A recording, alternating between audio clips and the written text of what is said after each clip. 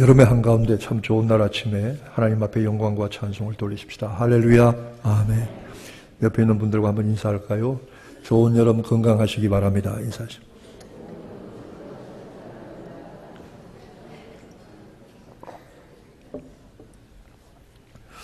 아침에 제가 늘 앉는 자리가 있거든요. 요 맨 앞자리 끝에 앉는데 제가 앉는 자리에 정확하게 거기다가 누가 목사탕 하나 갖다 놨어요. 아주 정확하게. 제가 옆에 갖다 놨으면 저 먹으라고 한 게 아닌 것 같은데 제가 항상 앉는 자리에 정확하게 그 앞에 뒀어요. 아, 이건 나보고 먹으라는 거로 하고 꼴깍 먹었습니다. 고맙더라고요. 고맙더라고. 작은 것이지만 고맙지요.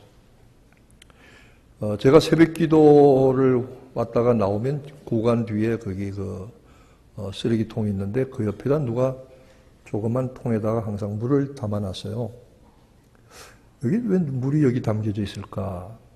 가만히 생각하니까 거기 고양이들이 2마리가 있는데 그 고양이들을 먹이는 거예요.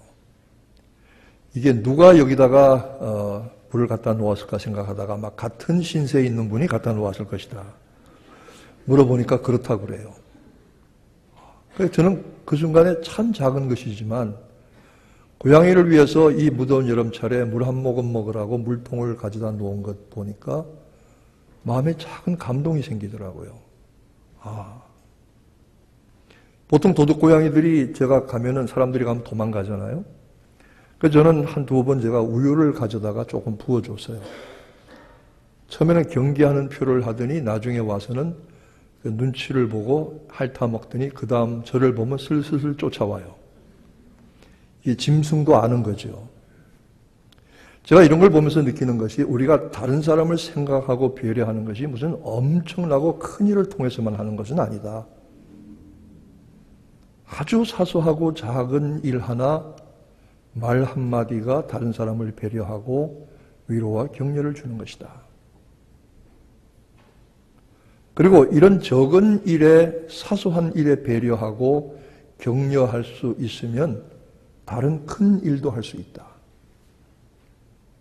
그래서 옛날에 어떤 목사님이 그러십니다. 한국 사람들은 못해요. 왜 못하냐면 큰 일은 힘들어서 못하고 작은 일은 시시해서 못해요. 그런데 우리가 작고 사소한 일을 배려하고 다른 사람을 생각하고 조금 베풀 수 있으면 그런 것들이 크게 번져나갈 수 있는 출발점도 될 수 있다는 것입니다.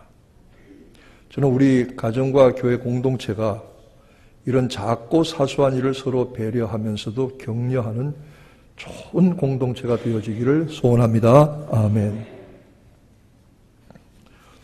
오늘 성경 본문의 말씀은 베드로와 고넬료의 만남에 대해서 말씀하고 있습니다.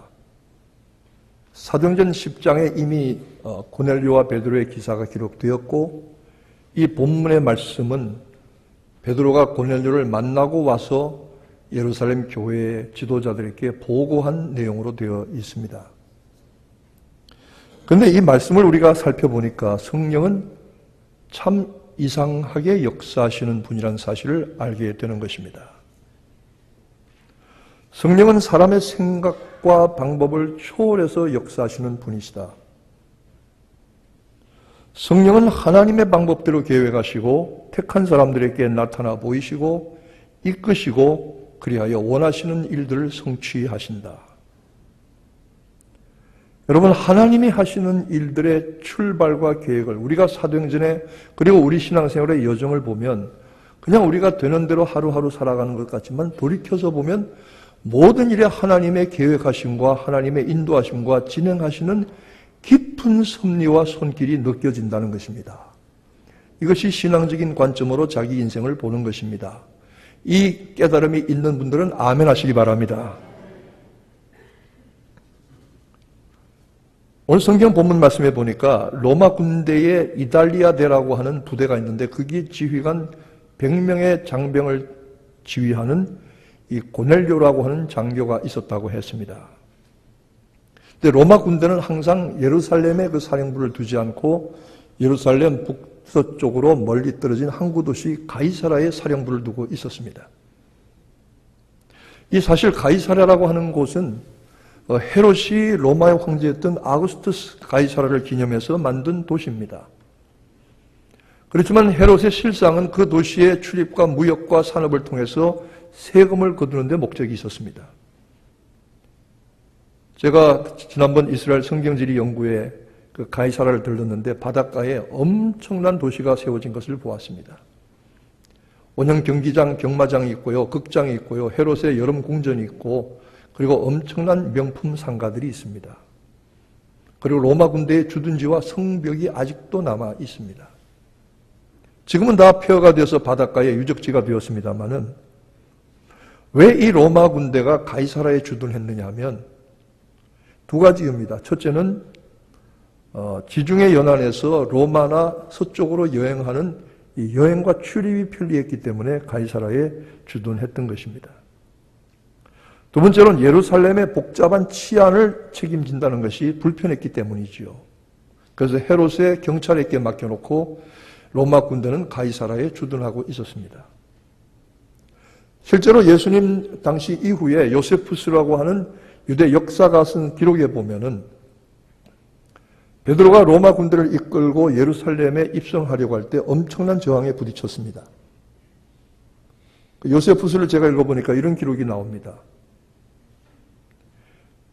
여러분 아시지만 영화에 보시거나 아시지만 로마 군대가 진군할 때 항상 앞에 군기를 세우는데 군기의 그 형상은 독수리입니다.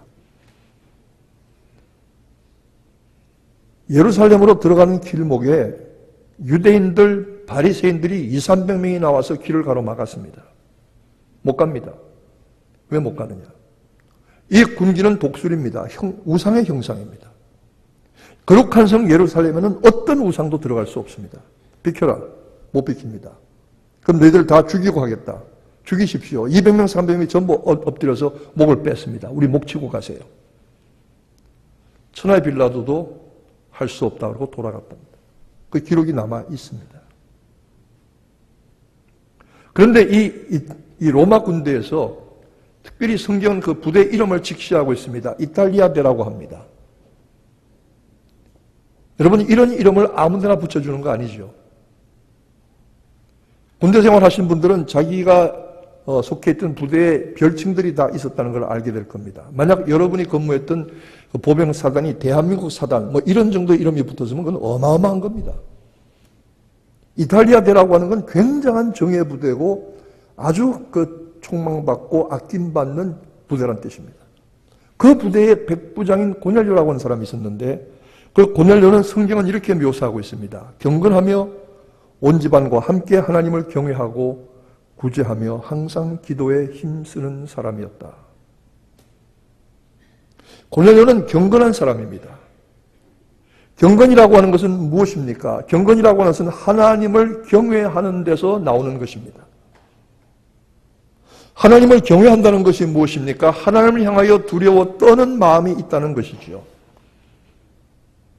근데 이것은 무슨 공포를 말하는 것이 아니고 무슨 경악해서 질려 있는 것을 말하는 것이 아니라 거룩한 떨림을 말하는 것입니다. 여호와는 성전에 계시니 너희는 그 앞에서 잠잠할지니라.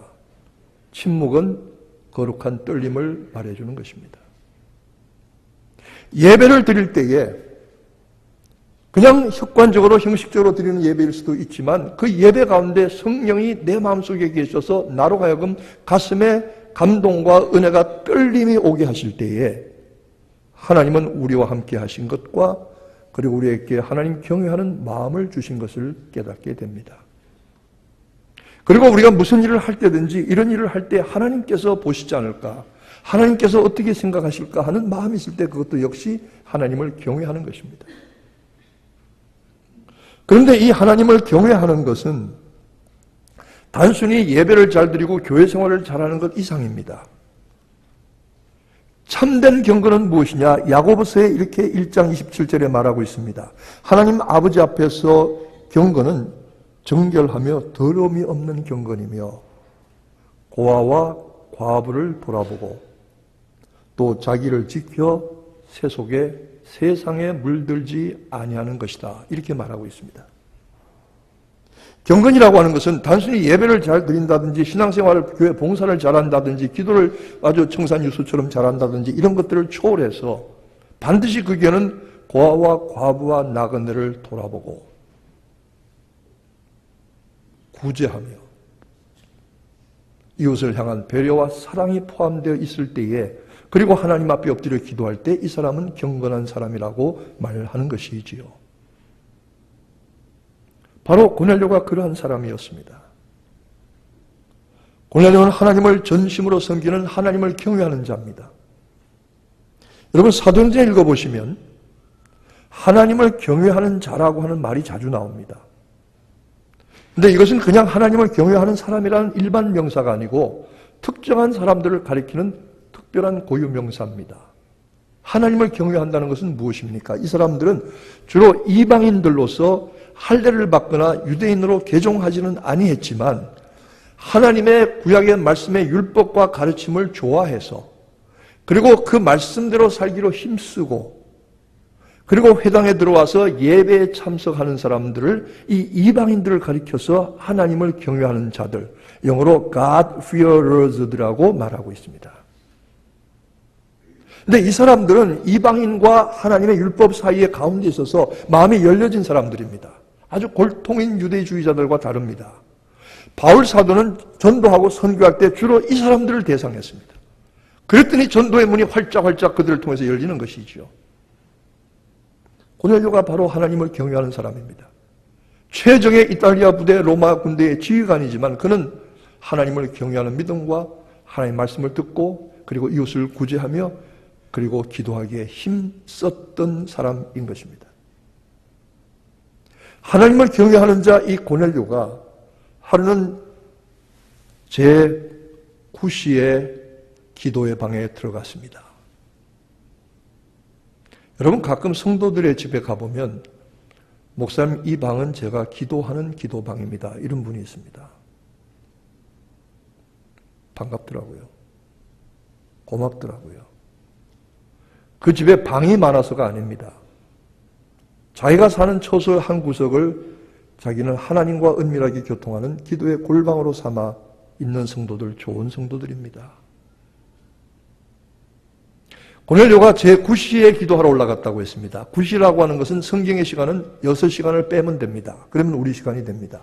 여러분에게 아주 어려운 산수 문제를 내겠습니다. 9시에서 6시간을 빼면 몇 시가 되나요? 산수를 잘 못하시는 것처럼 그렇게 표정들 하고 오후 3시잖아요. 오후 3시에 기도하러 올라갔습니다. 정한 시간에 기도하러 갔습니다. 기도하는데 갑자기 흰옷을 입은 사람이나 천사가 나타납니다. 누구십니까? 고넬료야 두려워하지 마라. 내 기도와 구제가 그리고 내 거룩함이 하늘의 상달이 되었고 하나님께서 기억하신 바 되었다. 여러분의 기도와 여러분의 봉사와 여러분의 구제가 하나님께서 꼭 기억하시는 것 되시기를 축원합니다. 와서 고생을 했는데 하나님께서 너 뭐 그런 수고했냐 나 모른다 이러면 곤란하잖아요. 여기서 남쪽으로 얼마 떨어진 욥바라고 하는 아주 오래된 항구 도시에 가면 바닷가에 피장이 가죽 일을 하는 시몬이라고 하는 사람이 있는데 그 집에 베드로라고 하는 인물이 있다. 성령께서 얼마나 구체적으로 알지 못하는 사람의 신원과 위치까지 가르쳐 주시는 것입니다. 그 사람을 청하여서 말씀을 들으라. 고넬료가 깜짝 놀랐습니다. 그래서 고넬료는 세 사람 보냈습니다.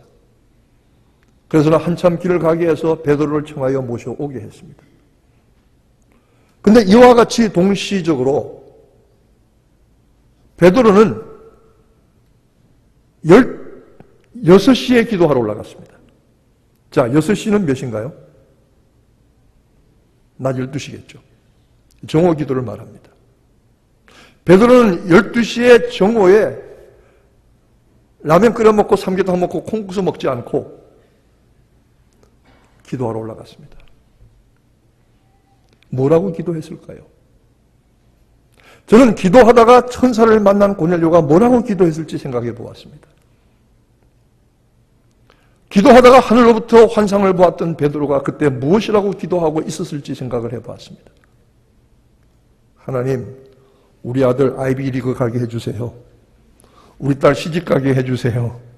우리 남편 사업 잘 되게 해주세요. 그랬을까요? 하나님, 이 나라와 이 땅에 두신 의가 무엇입니까? 하나님 계획하신 일들이 무엇입니까? 베드로가 기도하는데 하늘로부터 환상 중에 보재기에 싼 그릇이 내려옵니다. 그런데 그 그릇에 들여다보니까 세상에 온갖 끔찍한 짐승들은 다 거기 들어가 있어요. 제가 중국의 광동성에 갔는데 같이 갔던 일행들이 얼마나 용봉탕을 먹고 힘을 내야 된다고 주장하는지 따라갔습니다. 용봉탕이 뭐냐 그러니까 자라에다 닭을 넣은 게 용봉탕이랍니다. 중국 사람들의 특유의 과장법이죠. 근데 식당에 들어가서 용봉탕을 먹으려고 따라갔는데 저는 참 먹고 싶은 마음이 없었는데 할 수 없이 갔습니다. 보니까 그 쇠 사슬로 된 케이지 안에, 틀 안에다가 세상에 뱀도 수십 마리 넣어놓고 두더지, 쥐, 고양이, 원숭이, 개구리, 두꺼비 뭐 이상한 것만 다 거기다 넣어놨어요. 들어가기 전부터 그냥 식욕이 싹 사라져버렸습니다. 유대인들이 얼마나 먹는 거 까다롭게 여깁니까, 여러분? 이 사람들은 코시엘 아니면 절대로 안 먹는다고 하는 사람들입니다. 근데 하늘로부터 보재기에 그 더러운 짐승과 벌레들이 우글우글 내려오는데 말씀하십니다. 베드로야, 이것들을 잡아먹어라. 베드로가 질색을 했습니다. 저는 평생 하나님의 명령을 어겨본 적이 없습니다만 이건 못하겠습니다. 저는 평생 제 입에 더러운 것이 들어가 본 적이 없습니다. 그러냐? 하나님이 깨끗다고 하신 것을 속되다 하지 말라. 하나님이 깨끗다고 하셨다. 이 환상이 3번이나 반복되어서 그 말씀이 같은 말씀 3번이나 확실하게 베드로에게 말씀하셨을 때에 누가 문을 두드리는 소리가 납니다.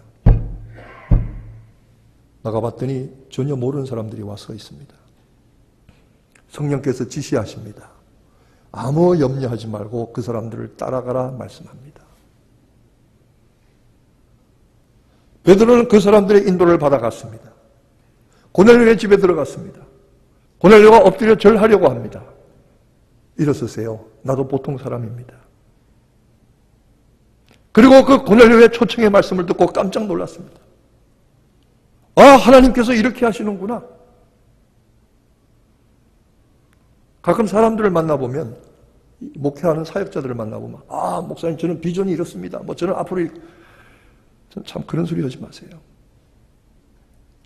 비전과 계획이라고 하는 것은 그저 내 생각일 뿐이에요.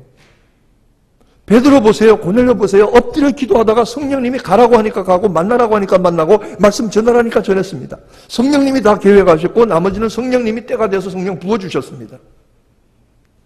우리는 주어진 그 상황에서 경건의 일을 최선을 다해 했더니 하나님께서 베드로의 일을 통해서 고넬료를 구원하시는 역사를 일으켰습니다. 기도하다가 천사를 만난 사람과 기도하다가 환상을 보고 성령의 음성을 들은 사람이 두 사람이 딱 마주쳤습니다. 이거 하나님이 하시는 겁니다. 사람이 그렇게 계획한 일 아닙니다. 참 놀라운 일이죠. 여기서도 어김없는 만남의 원리가 적용이 됩니다. 제가 이때까지 살면서 목회하면서 느낀 건 그겁니다. 거룩한 사람은 거룩한 사람들끼리 만나더라고요. 정직한 사람은 정직한 사람끼리 통하는 게 있더라고요. 은혜 받은 사람은 은혜 받은 사람들끼리 대화가 되더라고요. 성령의 역사를 체험한 사람들은 그 사람들끼리 통하더라고요. 말 많고 복잡한 사람들은 그 사람들끼리 만나더라고요. 꼭 그렇게 만나요. 참 이상한 거예요. 고넬료와 베드로가 만났어요. 통했어요. 성령의 인도하심을 따라 자기들이 계획하지 아니었던 일이지만 하나님이 계획하시고 인도하신 일을 믿음으로 따라갔더니 두 사람이 만나게 하셨는데 베드로는 그 앞에서 복음을 전합니다. 하나님께서 나사렛 예수를 이 땅에 보내셨는데 그는 착하고 의로우신 분이요. 우리에게 성령을 기름 붓듯이 부어주신 분이요. 불법한 자들이 저를 십자가에 못 박아 죽었지만은 저는 다시 살아나신 부활의 주님이시요. 하나님의 아드님이시요. 누구든지 그 이름을 믿으면 죄 사함을 받고 누구든지 그 이름을 믿으면 영생을 얻습니다. 믿으시면 아멘 하시기 바랍니다. 여러분에게 묻는 것입니다. 죄 사함이라는 게 무엇입니까? 여기서 말하는 죄 사함이라는 것은 예수 믿어 받는 죄라고 하는 것은 우리의 모든 육신적인 행위들 그리고 도덕적이고 부도덕하고 불법적인 일들 무슨 훔치거나 남을 어떻게 했거나 이런 악한 행위의 죄도 포함되지만 가장 큰 죄는 하나님 생명의 근원이신 하나님을 떠나서 내 마음대로 내 인생의 주인인 내가 주인인 줄 알고 내 마음대로 살았던 내가 회개하고 돌아와서 하나님 내 인생의 주인이십니다. 나를 지으신 분이시고 나를 위해서 죽으신 예수 그리스도는 하나님의 아들이시고 심판주이십니다. 이 사실을 믿고 고백해서 하나님의 백성과 자녀로 돌아오는 죄사함을 말하는 것입니다. 이 죄사함의 은혜가 이미 받으신 분이나 받기를 원하시는 분이나 충만하시기를 주님의 이름으로 축원합니다.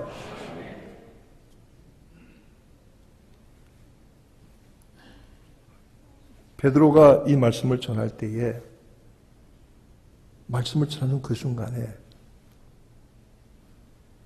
이 사람들이 말씀을 듣는데 성령이 쏟아져 내렸습니다. 성령이 쏟아져 내렸습니다. 세례받은 적도 없고 신앙 고백한 적도 없는 고넬료의 속심령에 하나님께서 그 가족들에게 전체에게 성령을 한 집안에 쏟아부어 주실 때에 이 사람들이 일제히 방언으로 말하기 시작했습니다. 이 방언은 이시카시 바카서는 알아듣지 못하는 방언이 아니라 하나님의 크고 놀라우신 일을 증거하는 알아들을 수 있는 말입니다. 베드로는 깜짝 놀랐습니다. 할례받지도 세례받지도 않은 이방인들에게도 하나님께서 택하신 자에게 구원하시는 자에게 믿음 가진 자에게 지금 이 시간 말씀을 듣는 중에 성령의 세례를 쏟아부어 주시는구나. 여러분도 이 은혜를 받으시기를 축원합니다. 베드로가 깜짝 놀랐습니다. 우리가 마가의 오순절 다락방에서 받았던 성령이 이 사람들에게 똑같이 주어졌구나. 똑같이 주어졌구나. 여러분, 신자는 엄밀하게 말하면 아무리 무슨 소리를 하고 무슨 일해도 성령 받기 전과 성령 받기 후가 다릅니다. 완전히 구분될 수밖에 없습니다. 한 가지 대표적인 차이는 무엇이냐 하면 성령 받기 전에는 전부 내가 하는 겁니다. 예배를 드려도 내가 드리는 거고 헌금을 해도 내 돈으로 하는 거고 봉사를 해도 내 힘으로 하는 것이고 무슨 일을 해도 내 자랑으로 하는 것이고 무슨 권사나 집사나 장로의 직분을 받아서 하더라도 그건 내가 하는 겁니다. 이 성령 받기 전의 특징입니다. 그러니까 늘 갈등이 있습니다. 내가 하는데 왜 이렇게 안 날아주느냐는 겁니다. 내가 하는데 왜 이렇게 빛이 안 나는 겁니다. 내가 하는 건데 이만큼 상급을 받아야 되지 않느냐 이거죠. 근데 성령 받고 나면 그게 전부 달라져서 예배를 드려도 내가 드리는 것이 아닙니다. 하나님께서 예배하게 하시는 겁니다. 봉사해도 하나님께서 하게 하시는 겁니다. 헌금을 해도 이건 내 돈 아닙니다. 하나님의 것이니 몽땅 가져가세요. 하나님의 것을 드리는 것입니다. 직분을 맡아서 감당해도 내가 하는 것이 아니라 성령께서 내 속에서 나를 통해서 하시는 것입니다. 이 결정적인 차이입니다. 여러분 성령 받으심으로 성령의 세례 받으심으로 이 결정적인 차이와 행복을 누리시기를 축원합니다. 베드로가 무슨 계획한 거 아니고요. 고넬료가 무슨 작전을 짰던 거 아닌데 성령께서 찾아오셔서 마음대로 역사하실 때 우리 자신의 계획과 생각과 비전이라는 거 다 던져버리고 성령의 인도하심을 순종으로 따르면 역사는 하나님이 하신다. 기도는 내가 하고 역사는 하나님이 하신다. 여러분,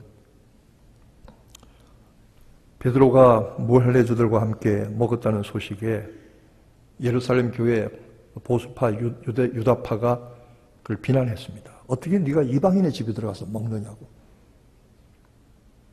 여러분, 유대인들은 이게 상당히 까다로운 사람들입니다. 코셰르. 얼마나 엄격하게 따지는지 모릅니다. 제가 지난번에 이스라엘 성경 지리 연구 답사 갔을 때에 그 가이드가 유대인입니다. 그분 아주 그 열심파에 속한 집안 사람인데 갈멜산에서 내려오다가 식당에 갔습니다. 이탈리안 식당에 갔어요. 점심을 먹는데 그동안 뭐 이스라엘 음식만 아침에 먹다가 그걸 이탈리안 식당에 가서 뭘 먹을까 보니까 싼 게 하나 있는데 그게 에그 햄 샌드위치가 싸더라고요. 햄 앤 에그 샌드위치. 그래서 그걸 하나 시켰어요. 그랬더니 이 사람 하는 얘기가 이렇게 보더니 나는 이거 돼지고기 안 먹어요. 돼지고기 안 먹어. 얼마나 먹는 게 까다로운지 모릅니다. 갈라디아서 2장에 보면은 바울이 베드로를 심하게 책망한 일이 있습니다.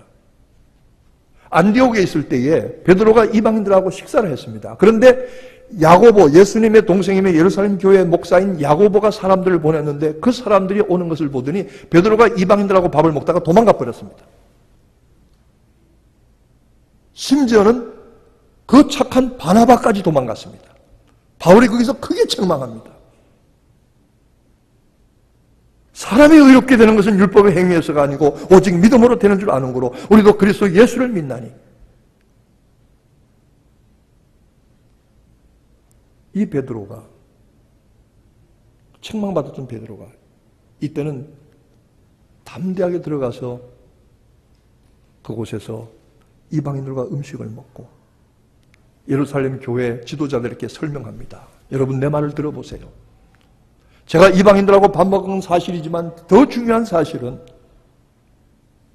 저들이 믿음으로 하나님의 말씀을 회개의 생명 얻는 말씀을 들을 때에 이방인이나 유대인이나 할례나 세례를 차별치 아니하시고 우리들이 받았던 성령과 똑같은 성령을 저들에게 부어주신 것입니다. 우리가 그리스도 안에서 하나 된 것은 그것입니다. 나 같은 죄인이 나까지 구원받은 것은 이방인 고넬료를 통해서 열어졌던 전도의 문이 오늘까지 열려서 찾아와신 것입니다. 요바에서 이렇게 내려다보면 그 요바 바닷가 언덕에 피장이 시몬의 집이 있고 베드로 기념교회가 있습니다. 그 교회 안에 들어가 보면 거기 그 그림이 있는데 그 그림에 보면은 무슨 그림이 있냐면 보재기에 더러운 것들이 담겨져 있는 그런 그림이 하나 있어요. 베드로가 기도하는 그림. 그 요바 언덕에 서서 그 지중해 바닷바람을 맞으면서 베드로가 이곳에서 기도하다가 환상 중에 고넬료의 청함을 받고 저가 복음을 전해서 이방인인 고넬료도 세례받지 않은 사람도 성령 세례 받는 것을 보고 차별 없이 베푸시는 하나님의 구원의 은혜 복음을 전하자. 그래서 그 복음이 베드로가 기도하던 그 자리에 서 있던 내게까지도 복음이 찾아왔구나. 큰 감동이었습니다. 여러분, 우리 공동체가, 우리 교회가, 개인이 각 사람의 머리 위에 불의 혀같이 갈라 임하주는 성령의 임재하심이, 그리고 급하고 강한 바람 같은 능력 있는 성령의 역사가 저는 우리 사랑하는 한빛교회 전체에 쏟아부어지기를 소원합니다. 쏟아부어 주시기를 축원합니다. 기도하겠습니다.